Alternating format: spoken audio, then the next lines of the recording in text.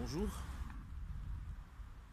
Ce matin, j'ai envie de parler d'un phénomène qui sévit dans l'Église. J'ai envie de parler de quelque chose qui cause la chute de beaucoup de ministères aujourd'hui, qui cause la chute de beaucoup d'hommes de Dieu et qui enlève la crédibilité de certains hommes de Dieu aujourd'hui et de certaines églises, à savoir les épouses des pasteurs, les femmes des pasteurs, les femmes des prophètes, les femmes des apôtres, les femmes des archevêques, les femmes des évêques, les femmes des serviteurs de Dieu en général. Mais ce que j'ai constaté, c'est que beaucoup d'églises sont en train de chuter aujourd'hui parce que à un moment donné, chacun ne veut pas prendre sa place.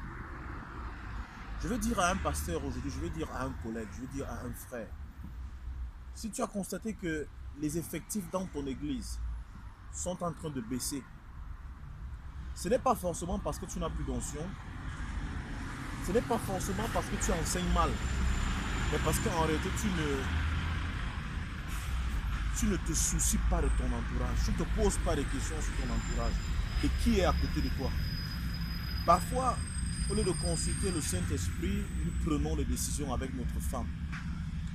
Parfois, au lieu d'aller au conseil de l'Éternel, c'est à notre femme qu'on se confie.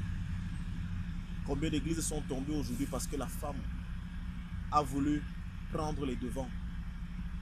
Combien de ministères sont tombés aujourd'hui parce que la femme a imposé une certaine décision à son mari pendant qu'ils étaient dans la chambre? Mais je vais te dire quelque chose, toi femme de pasteur. Si ton mari a été appelé au ministère, ça ne veut pas dire que toi aussi tu es appelé au ministère comme lui. Ton rôle, c'est de pouvoir le soutenir, ce n'est pas de pouvoir l'exposer. Ton rôle, ce n'est pas de pouvoir l'éloigner des fidèles, mais c'est de pouvoir couvrir ces enfants-là comme étant leur mère. Si tu ne joues pas le rôle de mère, tu es en train de détruire l'église. Si tu ne joues pas le rôle de celle-là qui couvre, ses enfants, tu les prends comme tes enfants et non comme des rivales. Parce que le plus souvent, les femmes de pasteurs commencent à prendre les sœurs de l'église comme étant des rivales. C'est vrai. C'est vrai aussi qu'il y a certaines sœurs qui dérangent parfois les pasteurs. Il y a certaines sœurs aussi qui ne laissent pas le pasteur tranquille. Il y a certaines sœurs aussi qui exagèrent.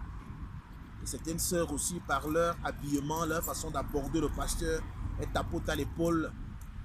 Elle va entrer dans le bureau du pasteur sans même qu'on ne lui demande d'entrer. Elle ne prend pas le temps de frapper à la porte. Elle parle au pasteur comme s'il était son copain.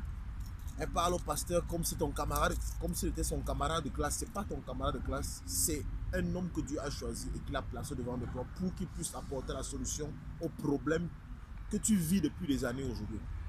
Mais je ne veux pas parler des sœurs aujourd'hui, je veux parler de quelque chose parce que, en fait, c'est des situations que je parle, j'en ai vécu.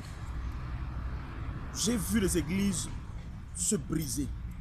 J'ai vu des ministères tomber parce que la femme du pasteur n'a pas su prendre sa place. La femme du pasteur se permet de donner des ordres.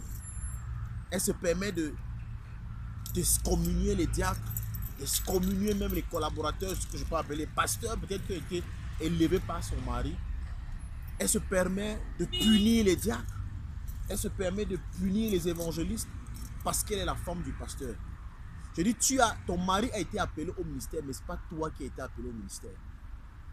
Ton mari est appelé à côtoyer des personnes. Et malheureusement encore, cette femme de pasteur a pris pour que le ministère dans lequel leur mari exerce grandisse.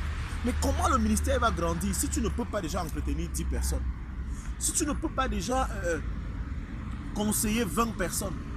Si tu ne peux pas montrer de l'amour envers une personne, tu veux 1000, tu ne pourras pas gérer 10 000. Parce que ton mari est un homme public. Ton mari est un homme public. À un moment donné, arrête de le considérer comme étant ton mari, mais prends-le comme étant un serviteur de Dieu.